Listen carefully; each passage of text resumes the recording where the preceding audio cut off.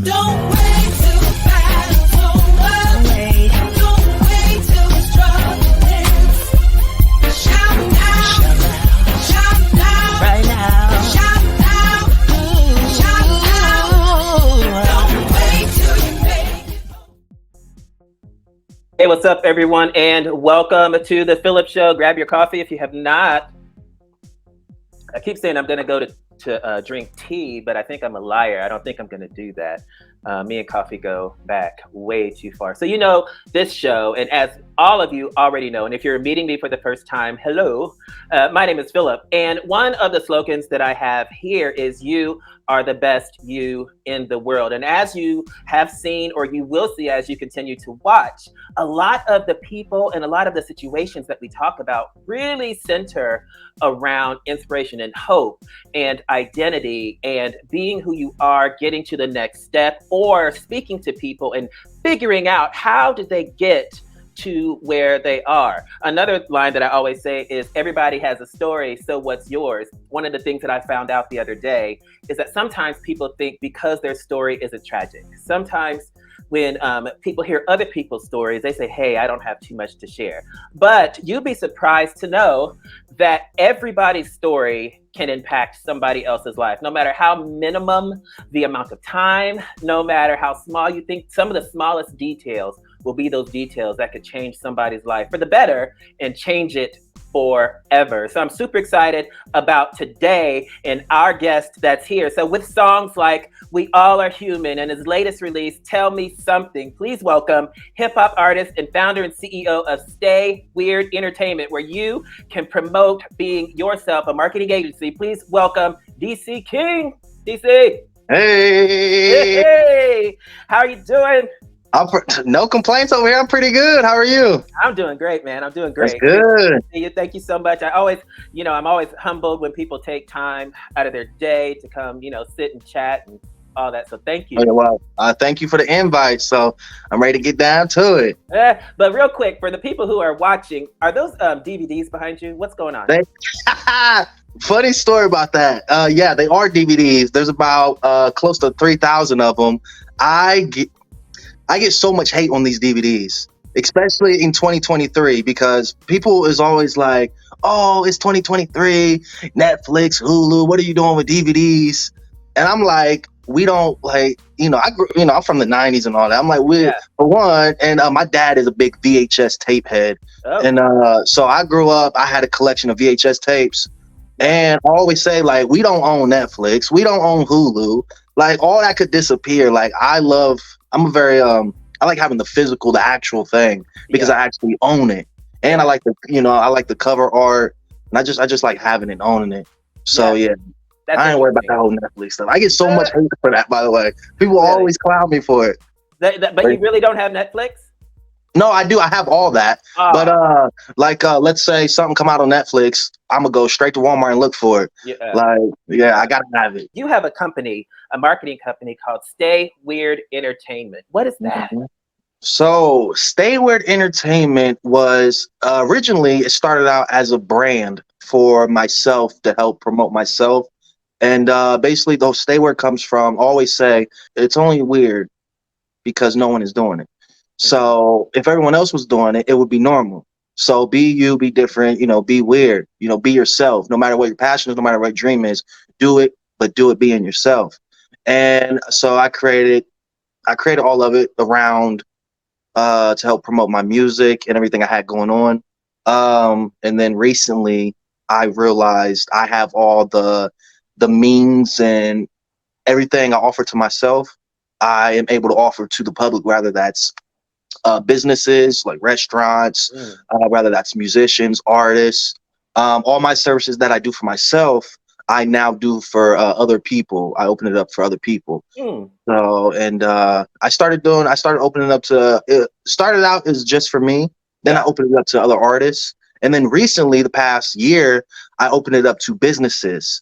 So now, like, for example, I control a lot of people's social medias. Like, I create all the content, logos, flyers, booking events for artists, musicians, music videos, photo shoots, interviews, cover art, you name it.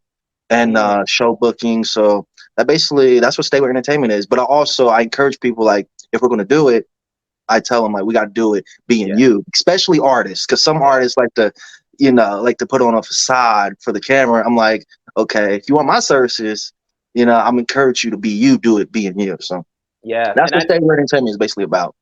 And they can find you online. I'm going to give everybody, just so everybody knows, I'll give you all of the information to get with DC King and Stay Weird Entertainment. You can also find that on phillippawork.com. But not to fast forward too fast. Yeah. But listen, I love what you just said about your commitment or your interest in making sure that people remain authentic. Oh, yeah. That they can put themselves forward and kind of dial back the manufactured. And in your music has a lot of personal components to it that seem to spark a lot of emotion. Are you intentional about the emotion that you spark when you are writing your songs? Yes, I'm very intentional. Because when I first started music, it was for selfish reasons to help myself deal with my childhood or whatever. Like, my first song was called Life of a King, and it was specifically talking about my mom and dad. And surprise, I had no idea, but my mom was actually there at the show. I didn't know she was gonna be there, and she heard the song. She cried, and everything I said in the song, I said to her before, but she never really paid attention or cared to listen. But when I did the song, she actually listened. So from that point on, I realized the power music has when I put my personal life in it. Yeah. And then as time went by, I started talking about stuff. I say probably, like, now it's 80% about other people, 20% about me. Like, Gotcha. I talk about different topics that I know people are dealing with, like some of my friends, family. I basically handle topics basically to help other people and not just myself. So Yeah. From listening again to what you're saying about being authentic, it kind of takes it takes a lot to decide to kind of write about your journey, write about your story. And for you, growing up, I know your background is pretty tumultuous, and a lot of times people will see you now, I'm like smiley on stage. You have this marketing company, but they don't really know how you got there or who that is standing there. And I know before the show you were talking about you had been in juvenile 22 times. Yeah, 22 times. So it's funny because now I hear it pretty often. People think I was fed with a silver spoon. Yeah. Like, I had a great childhood. Like, I come from like a rich family. I don't know how I give off that type of image now. But yeah, from the ages of 7 to 16, I've been like 22 times in the Juvenile Detention Center. When I was 2005, however old I was, probably 11, I got sent to foster care. I did some really bad stuff in foster care. Tried to catch my foster home on fire because I didn't want to be there. Nice. And then the judge was like, "Yeah, we can't do this no more. It's time to go." So he was like, "Yeah, you got to leave." So I got sent off for 2 years to a children's home, and then so I got disconnected from my whole family. They left foster care, went back to my mom and all that. So that whole time they finally got to go home, I was stuck in 3 hours away in this children's home, basically losing all connection with my family. They was getting closer while I was with a bunch of strangers. Kept going back to my old ways, fights, getting in trouble at school everywhere. So I kept getting locked up, and then finally, it finally changed. It did not change actually. When I met I discovered this place called the Rock of Hope. It's a teen center. I'm pretty sure a lot of people's familiar with it. It's in Springfield, Ohio, Summer Road, big red church. Okay. Ran by Miss Jackie Mounts, and at the time the director was Anthony Yoakum. But I used to go there. It didn't start off well, I'll tell you that. I used to get kicked out of that place too. Oh my. But they kept. They was like, "All right, come on back." Then get kicked out again, and then I got arrested there a couple times too. And then they was like, "All right, come on back. We still love you. Come on back." And then probably the only place I've been where they kept wanting me back. He's like, "All right, come on."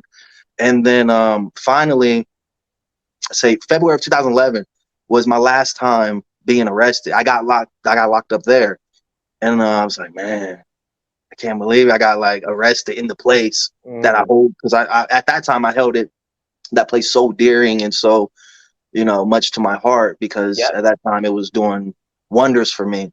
So I remember when I got locked up there, I'm like, oh, this is terrible. And then that was my last time being locked up, and then finally I started getting on the straight path after that. So What happened? Why? What was it that said, I need a straight path, not one, whatever this is? there was literally one incident that happened. So again, the guy I mentioned, the director at the time, Anthony Yoakum, uh, while I was there, he basically took me in. He said, I was with him. If I wasn't at school, I was at the teen center. That's where I was at 24/7. So he would run the teen center, but even when they was closed, before they was open, I was always with him. So we grew a bond, we grew closer, and he turned into my mentor, which later on turned into basically my father. So around the time my last time being locked up, we had a very strong relationship. I was at the teen center. They arrested me. For the first time, they arrested me right in front of him. And then hours later, after I was in my cell, he came up there because he was a youth pastor, and they would come up to the detention center and talk to the kids. So he came up there and he seen me, and he looked through the window. Usually he would talk to me, tell me what happened, basically guide me and all this. He didn't say nothing. He just looked at me, shook his head, and walked off. And even thinking about it still hurts me, for real. And he just shook his head and walked off. And from that moment on, that was probably one of the worst feelings I ever had, because at this point in time, he was probably the person I respected the most, the person I loved the most. Like, I looked up to him. Like, he was my father. He is my father. And so that hurt me bad.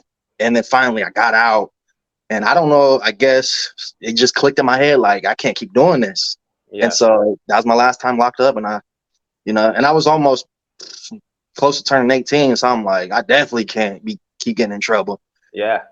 So, and the rest is history. When did you always know that music was going to be a part of your life? When did you say? Oh no. No. Oh no. I didn't. For one, no. Music wasn't even. Nah, I didn't know nothing about music.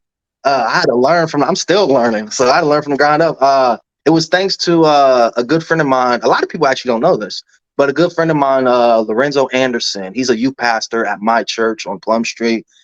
He also has a ministry where he helps kids get into the studio. He has this free record label for people. He has all this, he basically helps out the community, and he lets them record for free, does all this for free.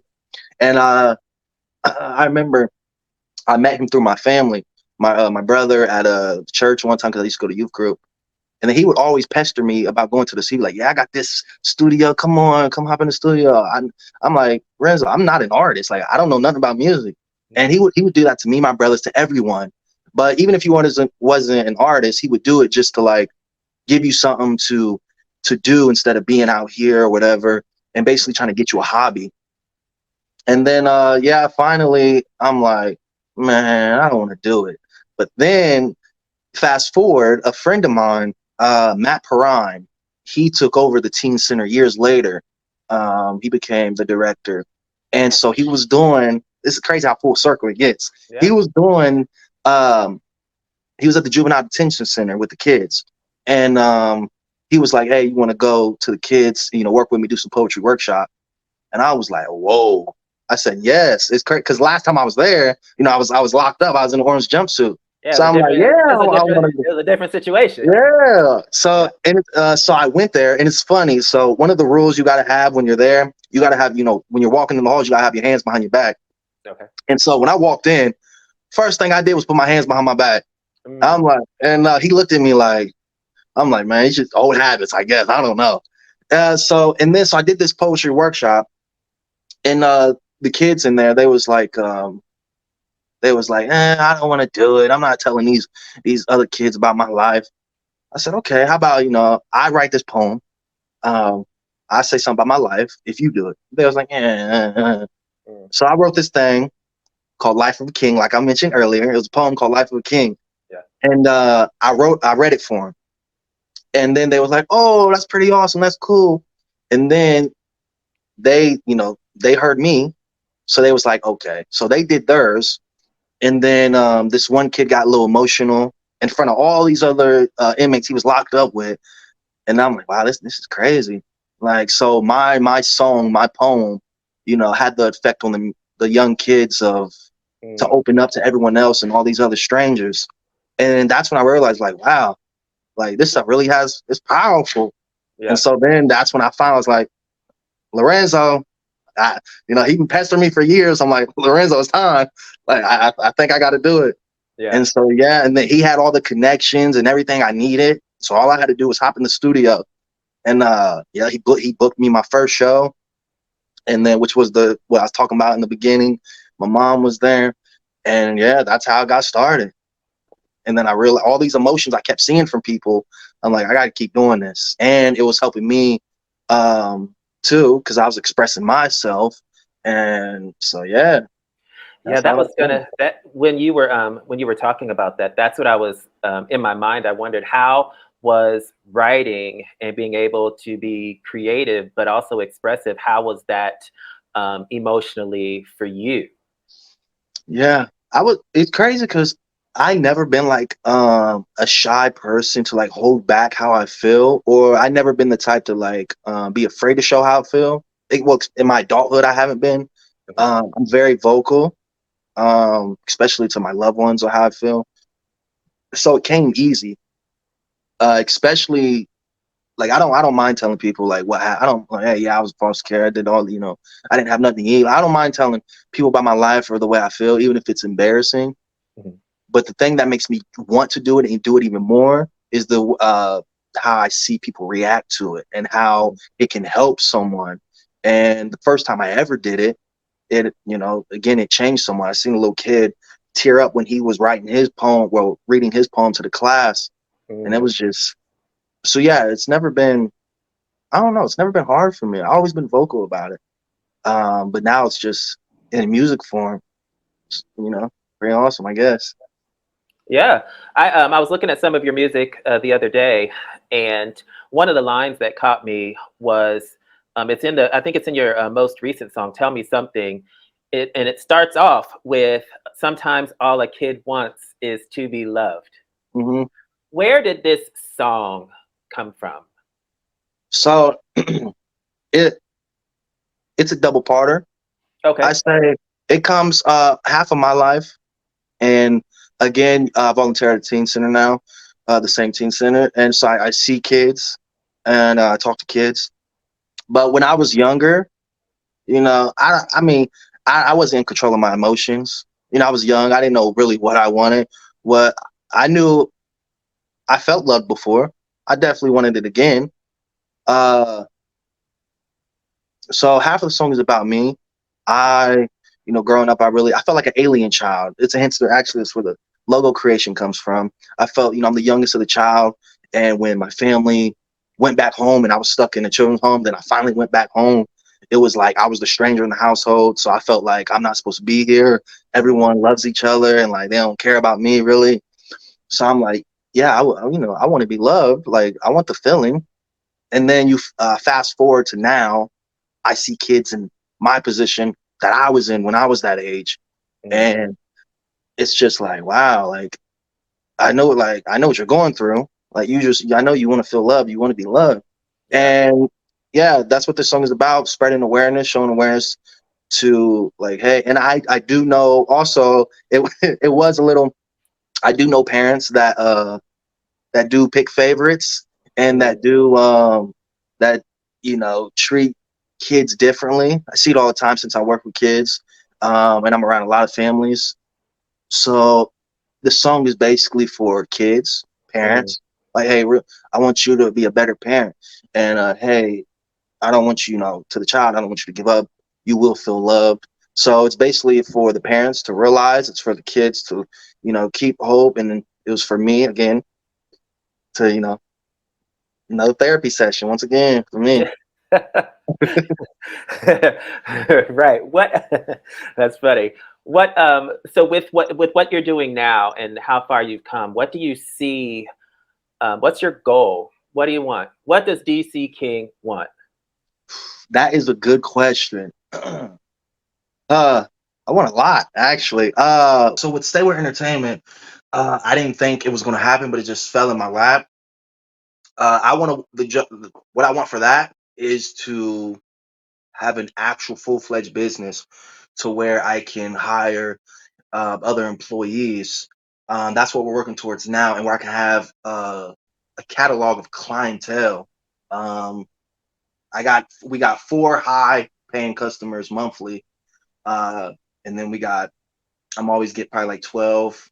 I work with 12 artists in the past few months, but I want to have a stable guarantee of a Stay With Entertainment, and I want to have a couple employees um, to basically help grow it. And that way I can just deal with the music and they can do the Stay Weird. Yeah. And I would love to be in a building as well. I'm Mm. looking at early 2024. I had a couple opportunities. If all goes well and it still climbs up, Yeah. that's what Stay With Entertainment. That's what I'm looking for that. On the music side, I want to again will continue to grow. I want my voice to be heard. Um, I want to see change. Mm. Um, Even if my What voice is heard. change? What What change? was that? You want to see Change? change? What do you mean? Like I want to change lives. Like a lot of times I get messages or people tell me in person, hey, your music done this for me. This is what happened. Keep doing you this song right here. I want to continue to do that, Mhm. and I want to continue to do that on a larger scale as well. Um, I just I guess you could say it's kind of a selfish thing because I do get the satisfaction of helping people, but it's also I've been in those shoes before. Mm. I've been that kid. I've been that young adult. So it's like I I do love the satisfaction of helping people, rather that's just on the teen center or just through the music. That's the main thing. Where do you find strength or encouragement for yourself? You outpour a lot. You're giving a lot.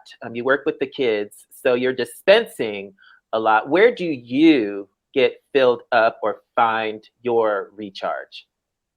Um, I say it all the time. One word, well, 2 words. My past. That's all I can say. I'm a very I personally find stuff to motivate me, Mm. and my past is my biggest motivational. Um, I I've been hurt. I've been sad. I've been alone. I've been broke. I've been starving. The only thing, like, I've been in so many positions that I never ever want to go back to, and so I thrive on that stuff. Like, and sometimes if I get out of line, I just look back and be like, okay, Mm. ain't going there. Yeah. So yeah, just 2 words, my past. That's why I make sure my work ethic is top notch. Uh, I just I keep the motivation no matter what it is. I don't know much to say about it except my past. That's what I probably base a lot of my what I do off of. Because I'm like, Mm. okay, I don't want this, so let me go get this. Or Mm. I don't want to feel like that, so let me do this so I can feel like that. Or just yeah, it's Yeah, really that's it. good. Yeah, because you can remember, I Yeah. it's interesting. I was having a conversation. I have a whole bunch of conversations. Was having a conversation with somebody the other day, and it was about something that was already you've seen this movie before. Mm. You've been down this road before. And even though sometimes, it's like I'm not thankful for my past. I'm not, some people are on that page. Some people say, I Mhm. thank God for everything that happened to me. Some people are on that page. But one of the good things is that, you can recognize when you've seen this movie before and you know how it ends. Like you see Mhm. something come, it's like, I'm on this road. I've seen that exit before. I took it before. Yeah. And I know where that A that lot of led me. potholes on that road. I'm cool. Right. I recognize that, so sometimes looking back is a great reminder of what not to do Mhm. and how you are able to see things when they arise and navigate around them. And a lot of people, I tell you one thing, dislike the most is when people like they'll say something but they don't put the work in. That's the big part. I got a lot of people like for example, just a small thing. Like I see a lot of people they share stuff on social media like, hey, share this, you're gonna see 10 million in your future Sure. and all that. I see that all the time, and I'm very big on actually do the work. Mhm. Yes, very big, just do the work. Like be vocal, at the same time be careless, just work hard, work. And What? but a lot of people, it's funny because I got nieces and nephews, and I got them trying to. They like, can I borrow some money? Can I borrow $50? I'm like, for one, you 10 years old, you can't borrow nothing. Like, how you gonna give it back? I Right. try to tell. What you mean I'm like, borrow? yeah, I'm like, you mean can you have it? Because Right. borrowing that means you're giving me my money back. Right. And so now Yeah. I'm trying to teach them the whole hard work lessons and all that. So I got them, doing a lot of stuff to make money and all that. But I'm trying to like show them like hard work, hard work. Uh, It's crazy. It's funny. hard work. Well, it definitely can pay off, and I love how you basically were kind of narrowing it down to just do the work. Mm-hmm. There are people can get rich overnight, very rare. You can be successful overnight, very rare. If you're serious, I use if this then that scenarios a lot. If this Mm-hmm. is what you want, then this is what you'll need to do. If you're serious about excelling this way, then the work actually looks like this. So Exactly. I'm glad that you brought that up. You reminded me. I got some bins that I need to kind of take care of. Like if I, it's one thing to say it, but after you say it, if you're serious, then you'll Yeah. do something about it. Mm-hmm. So that's good. That's deep. That was my that was a nugget for me. That was a nugget drop for me. Yeah, yeah. So what's next for you? Okay, what's next for you?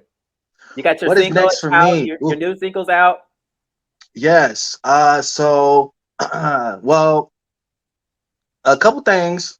A lot of live shows is coming up. Oh, Supposed to be. I had to put a lot of stuff on pause because a lot of people know I just had foot surgery, so I was out of action for a while. And the Pride Festival was the first one I did back, and I was like, okay, it's decent. We're getting there. So I'm about to be live shows. That's my main thing, and I want to like, yeah, live shows. I want to perform out of state. I got a lot of stuff coming up with New York, Chicago, Detroit. Um, that's my main focus right now is performing and expanding out of the local territory. mm, But and also oh the new a little a tidbit, a little fun fact. okay, go. The Fun guy Jay facts. Blue Jay that was on that song Yes. is the first is the person on my first ever song, Life of a King. So a lot of people Huh. don't know that. Yeah, the Life of a King, he's on the hook of that as well. That's why I used him on this song because he was on my first ever song, and I thought it was fitting. Like, hey, let's do something again because we haven't did anything since that song. Oh wow. Yeah, so it's pretty cool. But I have I'm Mark. I got a lot going on. Cause like before I was on with you, I was doing this whole stay weird stuff. Like a couple days ago, I got two new stay weird clients, Mhm. and it's all work musicians. Now I'm working with food businesses, but now uh after I get done with you, I'm about to go try talk to some people. It's a video game store, so I'm gonna go talk to them. I just want to keep expanding that. The 100% goal is Yeah. having a brand to where I don't need to actually work a 9 to 5. I can, like this, all this is my job. Yeah. That's the main goal. That's Yeah. the top notch goal. And it's looking real good so far. And I need to figure out a way how to make all that stay. The whole Stay. stay weird because like I got all these clients, but it's a month to month subscription. So it could be like, okay, thank you. We're not going to renew this month, so you never know. Yeah. So just keep building, stay weird, and getting as many clients as I can. I've been doing that like crazy, and I'll be doing that a lot today. Before I got on with you, I was actually rushing a little bit because I just sent 4 songs off to my engineer, Guy Ray. Shout out to him. He's the one that engineers all my music. I just sent him, so I got a lot more new music coming. So that's what I'm focusing on now. But the main thing is to stay weird and the live shows. I got a lot of great live shows coming up. But hopefully they don't get derailed though. All that stuff going on in New York with the air quality and all that. Yeah, you never know. You never know. I have one more question for you. Well, maybe I think this is one. You had mentioned that you were at the Pride Festival and you were performing there. And since your songs have such an emotive, I guess, undercurrent, if you will, they just seem very emotional.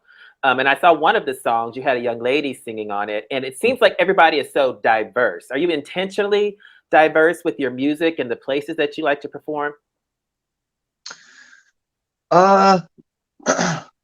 Yes.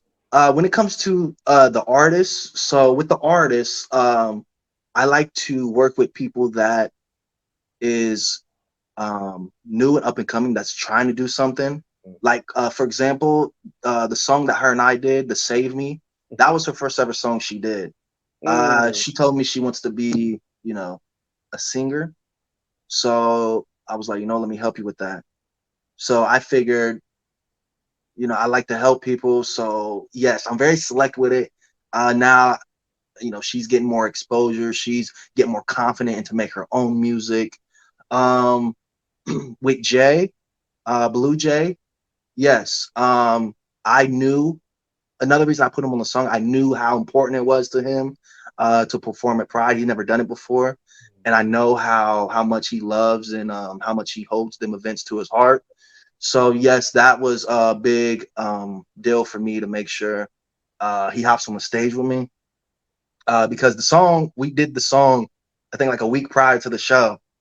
And so I told him, I said, we need to get this done so you can get on that stage. Yes, I'm very select and diverse of who I want to work with because I want to gain to different audiences, different people. I worked with a young kid from the teen center.